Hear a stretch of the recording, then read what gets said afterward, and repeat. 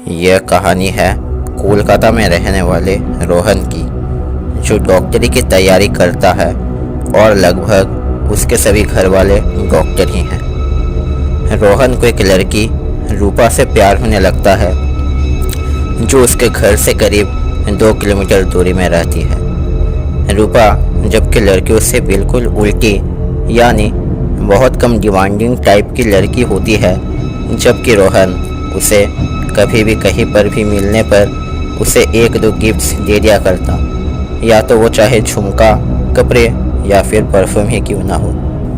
जब 1-2 महीने हो गए उनके अपने घर से बाहर मिले, अब रोहन रूपा को उसके घर भी बुला लिया करता और दोनों बैठ गप्पे मारते। ये देख रोहन का जो दोस्त है संकेत, उससे भी रहा नहीं गया और वो रोहन से उसकी भी सेटिंग कराने को कहता, चाहे वो रूपा की बहन या उसके किसी दोस्त से क्यों ना हो। और अब वे लोग 2 से 4 होकर हर रात नाइट आउट में निकलते।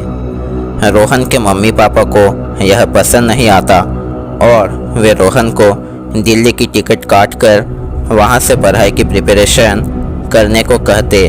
आखिर घर का लाडला बेटा जो था और इकलौता वारिस भी, रोहन को दिल्ली जाते ही वह एक चीज़ नोटिस करता है कि उससे रूपा की बात अब कुछ कम हो रही थी।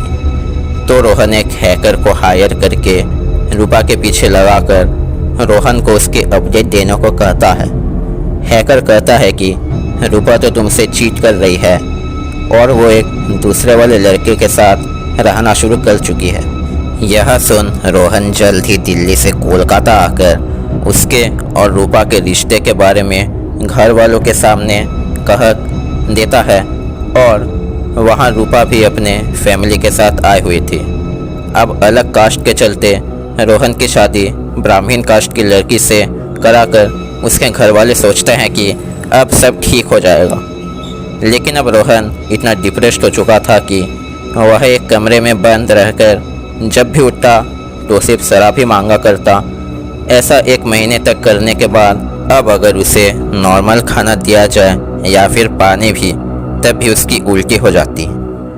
अब रोहन की 3 महीने से शराब में चलते देख इकलौते बेटे को लेकर उसके मम्मी पापा पहुंचते हैं एक बड़े डॉक्टर के पास। रोहन की हाल देख डॉक्टर कहते हैं कि इसका कुछ नहीं होने वाला, इसका वजन 50 से 38 हो गया है और इसके पास बस 20 से 25 दिन बचे हैं।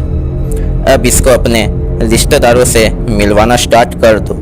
अब उनके घर में मेहमान और रिश्तेदार आना शुरू कर दिए, लेकिन रोहन का दोस्त संकेत उससे रिश्ता तोड़ दिया, क्योंकि उससे डर लगने लगा था कि वो उसको मार ना दे। अब आने वाले रिश्तेदारों में से एक रोहन के भैया और भाभी भी थे। भाभी को काली माता का परछाई आया करती, इसलिए वे रोहन को देखते ही बोलने लगे कि रोहन को किसी ने वश कर रखा है। लेकिन पढ़े लिखे होने के कारण रोहन के मम्मी पापा इन सब बातों पर भरोसा नहीं करते। लेकिन कम दिन और घर का इकलौता वारिस सोच कर वो रोहन को आखिरकार एक तांत्रिक के पास ले पहुँचे, क्योंकि वो तांत्रिक उनके घर जाने से मना कर दिया।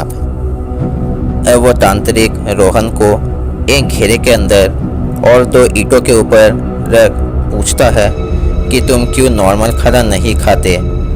तो वो कहता है कि कुछ भी खाने से उसको उल्टी हो जाती। अब तांत्रिक रोहन के घर वालों को नॉर्मल पानी सूंघ उसका स्मेल कैसा है कहने को बोलते। सब उसके जवाब में नॉर्मल स्मेल है बोलने पर जब रोहन की बारी आई तो वो बोला कि ये तो नाली की गंदी बदबूदार पानी है।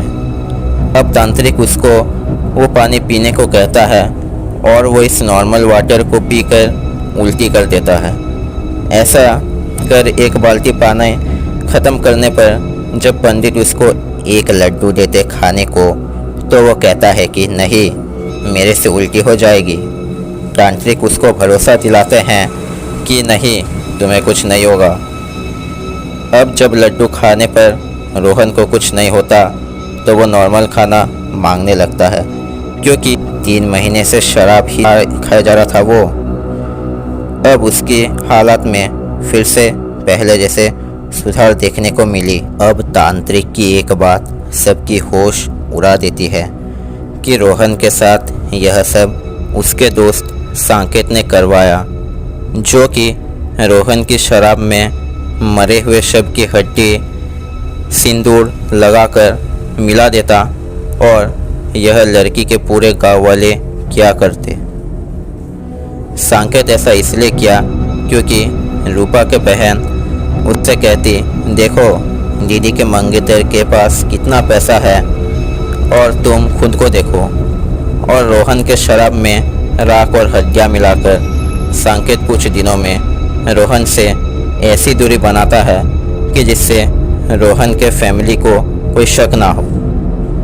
रोहन अब अपने बचपन के उस गहरी दोस्ती और रूपा को भूल अब खुशहाली से रहना शुरू कर चुका था।